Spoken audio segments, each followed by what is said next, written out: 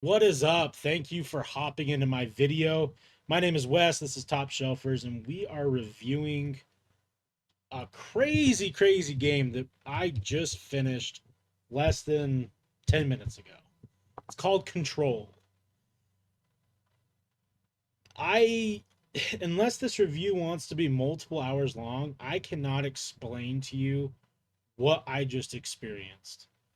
This game takes so many risks and so many left turns and twists, and you never know what's going on from the literal first 5 minutes of the game. It blows your mind. And they killed it. It's phenomenal all the way through.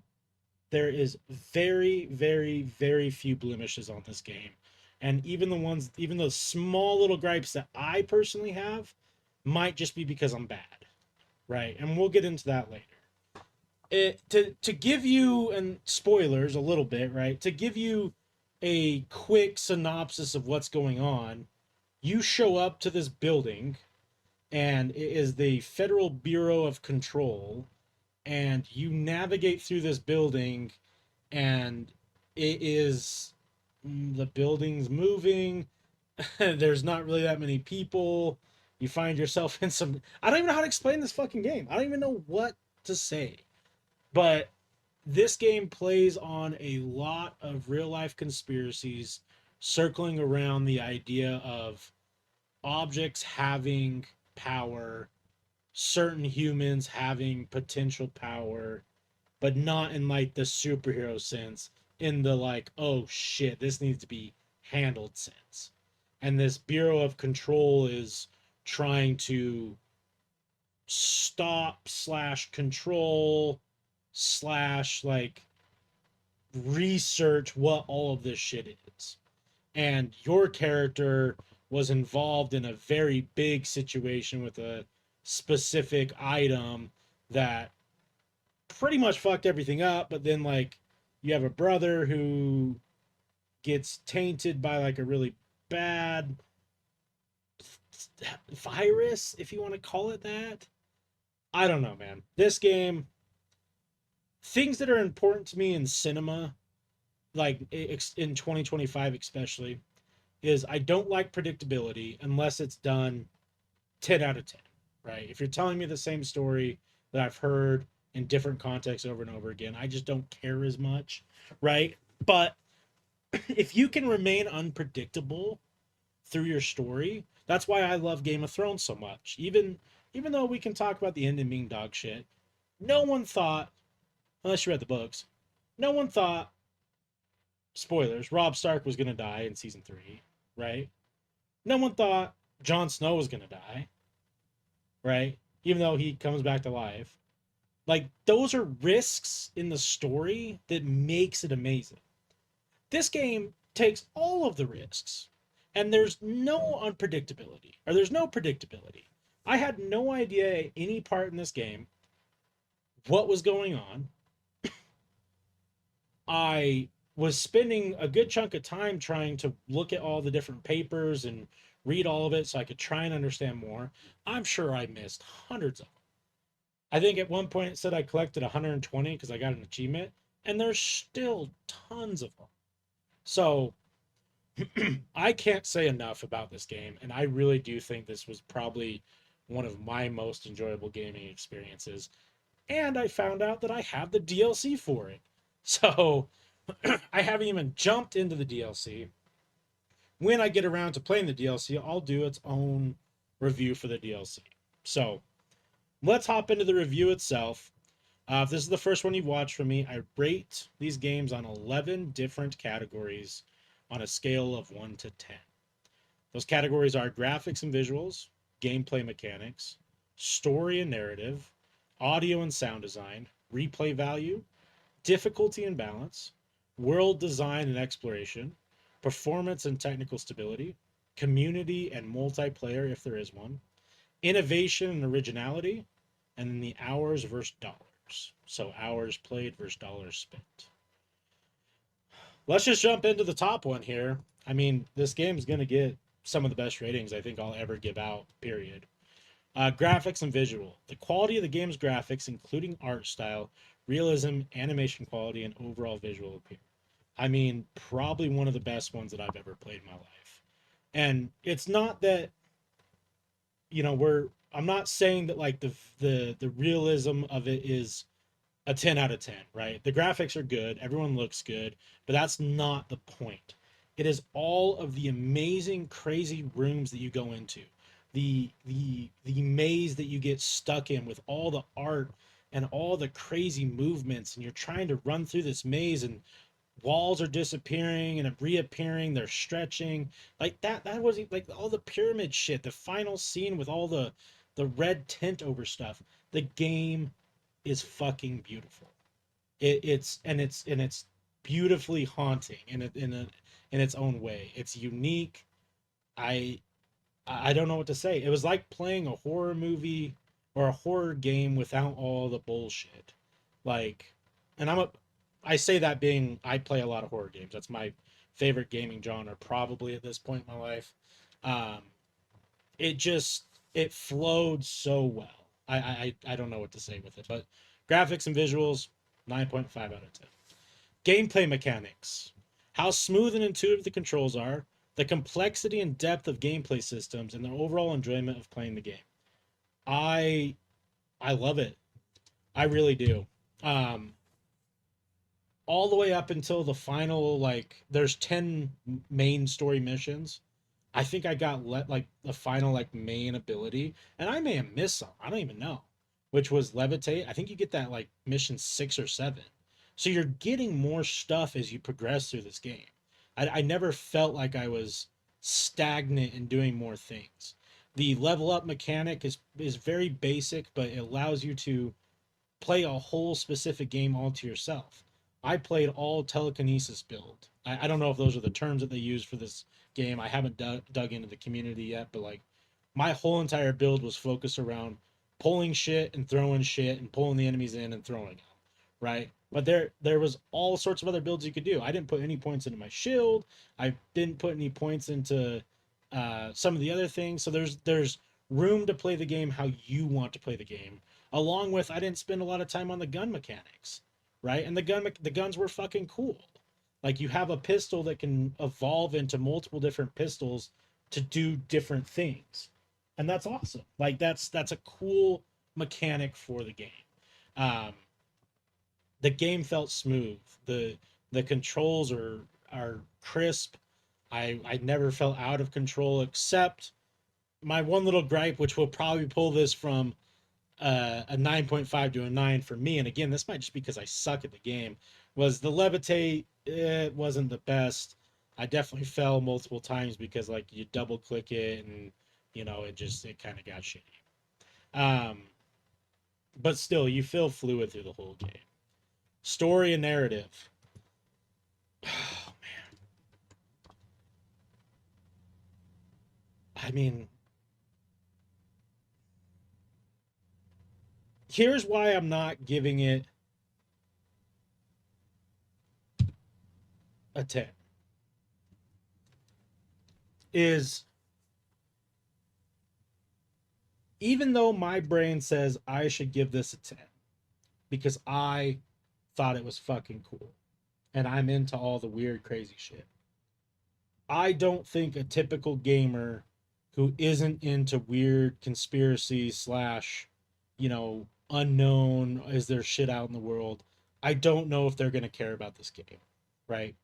And I feel like as a review, I need to be transparent with that. Um, but for me, I loved all of it. There are the other thing too that's holding it back from a 10 is I do feel like there is so much that I missed. But it's intriguing enough that it would make me want to go back and play it more and replay it multiple times, which we'll get to later.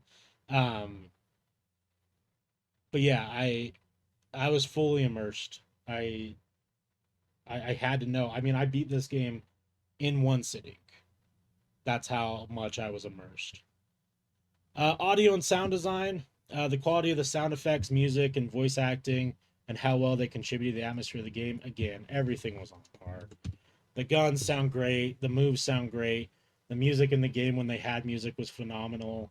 Um, Everything you click sounds good. The voice acting was great. Nothing took me out of the game. It really didn't. Replay value for a single player story narrative game. Usually I don't give high replay value because I don't give a shit. Somehow they managed to make this game well enough that I want to play it multiple times and figure out and find all the paperwork and see all the craziness. Um, there's I did the main story and a couple side missions. I think in my playthrough right now there's at least 11 more side quests in my log. So like that right there is huge. And there's DLC. So the replay value's there. It really is. And I feel like this is one of those games, kind of like, when you watch Inception for the second, third, and fourth time, I feel like you're just going to, right from the start of the game, you're going to be like, oh my God, I didn't realize this. I didn't realize this. I didn't see that. I didn't realize this. And that's impressive for a game to do. And I'm actually going to bump that up to 9.5. All right, difficulty and balance. This is the one little tiny spot that I have a gripe about. The game, at least from my build and my perspective, was fairly easy for 85-90% of it. And then in the last two-ish ending missions, there was a big difficulty spike. And I told myself, I'm like, well, maybe I'm just not leveled up, but I don't think that that's the reason. I felt like it was a little, they didn't really build you up enough skill wise to really easily deal with some of the combat at the end. Um, but with that being said, it's not like I sat there for hours, right? It just kind of got frustrating because I'm like, okay, so now you're going to ramp up the difficulty now that we're at the end of the game.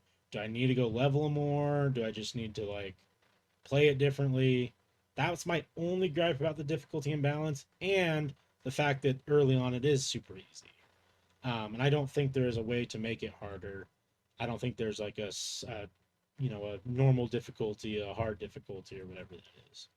Um, so that's my only gripe about this game, but not bad. It's not a gripe to the point where I'm like, oh, this fucking did it. Like if you watch my playthrough, you might see me get a little fucking heated and grouchy during those parts, but like gamer rage, it happens. So I'm still gonna give it an 8 because it's not bad enough to ruin the game. I didn't feel like, okay, well, I'll come back and finish the game later. I wanted to finish everything in one sitting. World design and exploration, the richness and detail of the game world, the diversity of environments, and the sense of discovery and exploration offered to the player. I mean, it's phenomenal. There's so much stuff to look at. The All of the different levels are all differently made. They all look different. Some of the offices get repetitive, and that's probably what's holding it back from a 9.5 or a 10. I mean, you go through the maze part of the game. You go through the part with the TV that fucking changes the whole entire thing, and then just walking around finding stuff. I mean, I didn't do anything with the fungus stuff, not a single thing. And there's a whole entire bottom floor of the game that's all infected by like a fungal overgrowth that you're supposed to go and help with. So like, it's it's pretty amazing, and I'm actually gonna just for my own sake jump that down a little bit. Performance and technical stability, how well the game runs technically, including factors such as frame rate, loading times, optimization across different platforms, and the absence of bugs and glitches. We did run into one bug that I had to go to Reddit to figure it out. Um, it's going into the room with the Hydron thing. If you die in there, you respawn out of it, and I couldn't go back into that room. And I walked around for 20-25 minutes trying to figure out why it was glitched or what was going on. I thought maybe I'm missing something or I had to go somewhere else and I couldn't figure it out. So finally I said, fuck it. Googled Googled it, pulled it up on Reddit, and it is a common bug. Um, Took a little steam out of my sails at that point. Um, but overall, for how crazy the game is, to only have that small glitch, it's not bad. Loading screens are fine. I didn't really feel bogged down by them. Um, I'm gonna give it an 8. Community and multiplayer, I don't know. I obviously haven't dug into the community, and I don't think there's a multiplayer for it, so we're not going to rate it there. Innovation and originality, so the extent to which the game introduces fresh ideas, innovative gameplay mechanics, or unique twists on existing genres, contributing to its overall creativity and distinctiveness. I I've played a lot of horror games. I've played a lot of games that are, crazy and wild. I just feel like this took everything from some of those games and just made it perfect. I really do. Like, story wise and everything, fully original. There's nothing. I've never played anything like this on this level. I've played games that are crazy like this with like mind twists and alternate realities and dimensions and stuff like that. But I haven't played anything with like the grand scope that this game had. As far as gameplay mechanics, I don't think they really innovated there. The gameplay mechanics were fun, but like telekinesis abilities, shielding abilities, shooting, like there's nothing there that's like groundbreaking. Um, but unique twists on existing genres can, it just fresh story ideas, cool ways to do it. It's got to be a 9. It really does. And then hours versus dollars. I'm gonna have to. I got this on the Xbox Games Pass, so I don't know how much this game is retail right now. So let me see. So I think this is the Ultimate Edition that I have. Control Ultimate Edition, as we are speaking right now, is $39.99. So um, I beat the game, the main story, without doing much of the side missions in about 6 to. So we're streaming for 6.5 hours right now. 30 minutes for breaks and jibber jabber. Um, and then I played earlier today for about 45 minutes. So yeah, we're talking 6 to 7 hours for the main story. There's probably another 12 ish to 15, I would assume, for the side missions, maybe a little bit more. And then discovering all the documents and stuff, probably another 2 or 3 hours. Um, so you're talking full completionist somewhere between 25 to 30. And I don't know how long the DLCs are. And then add all of that on top of the fact that there is high replay value. Um, I would spend $70 on this game right now, to be honest with you. That's how much I enjoyed this experience. So we're gonna break out our handy dandy calculator, and I think we're giving our highest review to this point in time.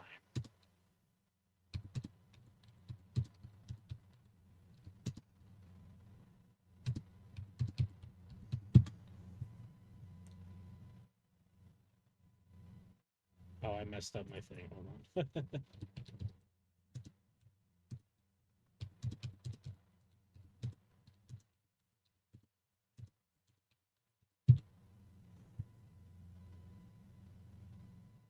So with an overall score of an 8.9 out of 10. I think that is the highest game I've scored. The only other game that I could think was close would be Detroit Become Human, um, that we've done reviews on so far. That's the highest reviewed game that I've done. It's phenomenal. I hope that you get it and play it.